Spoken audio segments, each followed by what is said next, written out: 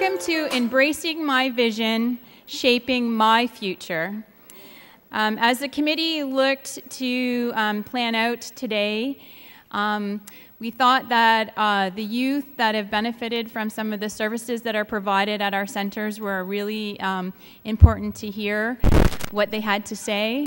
And these are all young people throughout the province of Ontario who've embraced their vision and shaped their future. So they're going to speak about their personal experience in setting a vision and shaping their future.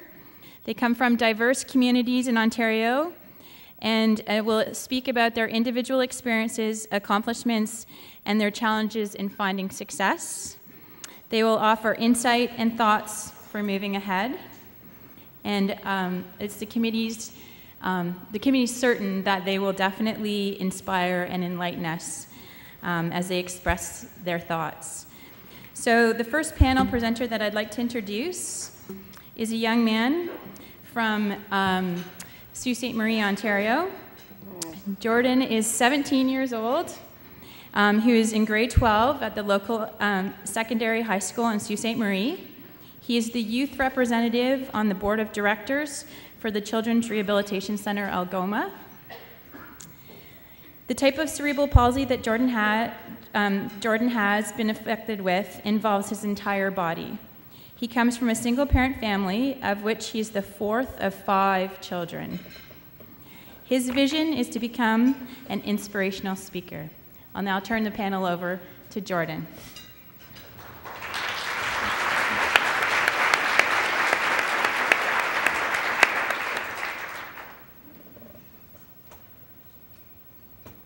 Hello.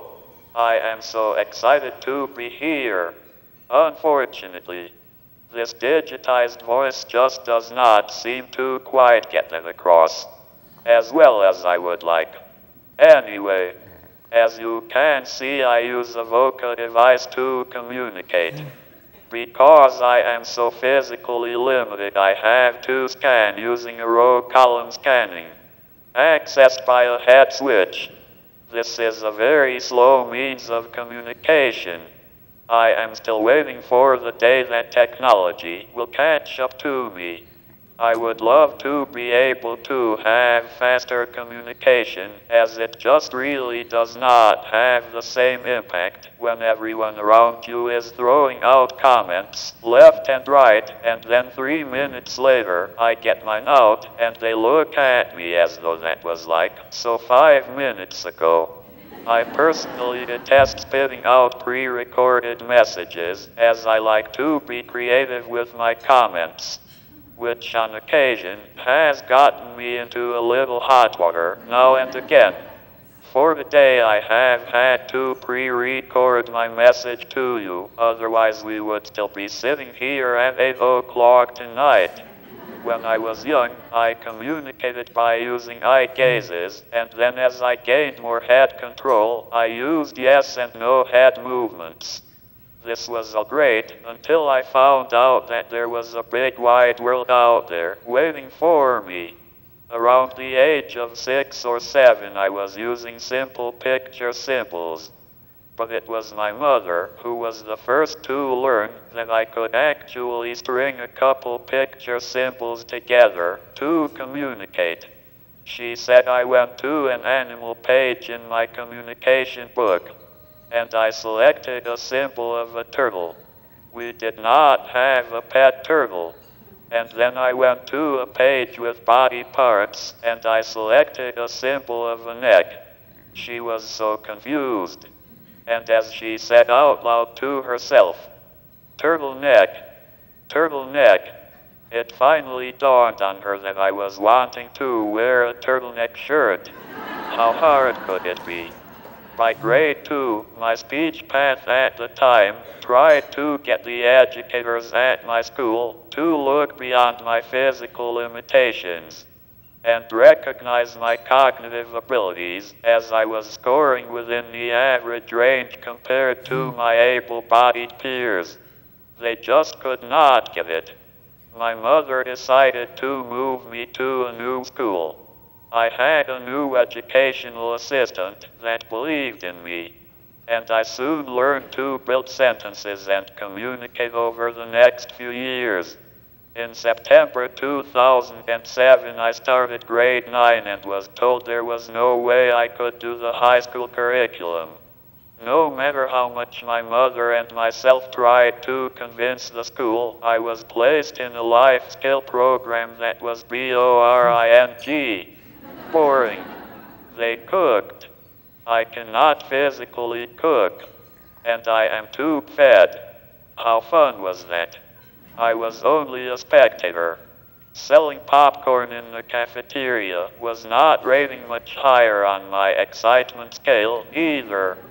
Before the end of the semester, I had had enough. I loved school, but I no longer was able to see my friends. As I was pretty much secluded to our life skill area, I spoke with my teacher and voiced often how this just was not working for me. I decided it was time to take matters into my own hands. I drove myself up to the principal's office one day and had a long discussion at how things were not going well for me. As I have said earlier, processing my ideas can be time-consuming, and my wheelchair was parked in her doorway. There was no escaping. So after a few meetings, it was decided that I would take 2 courses the following semester, but still be integrated with the life skill program, of which I did not want to be a part of. But as the saying goes, Rome was not built in a day. But as of this fall, I am happy to say that I have proved myself, and I am now officially mainstreamed. After a meeting with the bigwigs at the school board, it only took 3 years to get these people to understand.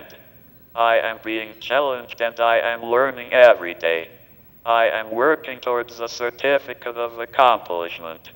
My first teacher, I recall, had the deer in the headlight look when I drove into her classroom, but she soon got to know, along with the others, that I was there to learn, not just take up oxygen. But it really has been great, and the teachers are now used to me. They tell me they have probably learned more from me than I have from them. I think that is pretty cool. When I was around 11 years old, a neighbor built his home next door, and when I met him, I found out that he was a motivational speaker. He gave me his biography book that had been published, and a video about his life. Craig McFarlane is totally blind due to an injury at the age of 2. He travels the continent to speak to and motivate people. This man is amazing. He has golfed, water skied, ran track, wrestled, and numerous other activities. He does not seem to understand the words cannot and will not. So you might wonder why a nonverbal person like myself would even consider becoming an inspirational speaker.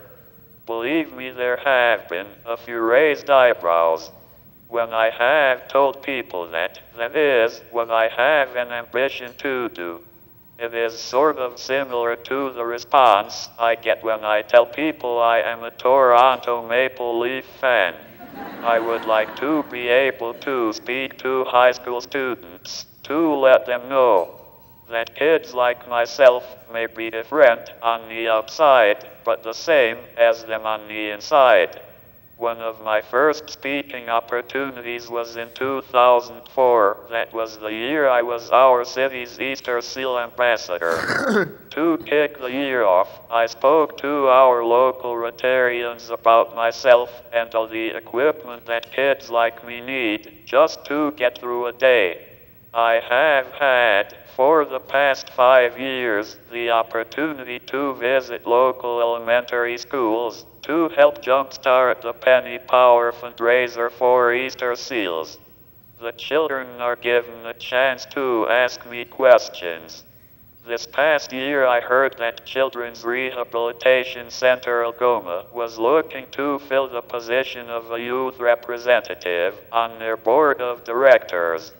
I applied and was the successful applicant, and I enjoy meeting with the other board members every month.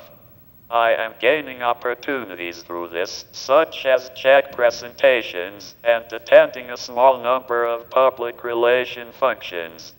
The biggest obstacles I feel that I face is the lack of being able to use expression in my voice, which limits my sense of humor. Also, my device does not allow me to take pauses, therefore I have run-on sentences that are difficult for the listener to follow. My goal is to attend a post-secondary school, and who knows after that what opportunities may come my way. Thank you for listening.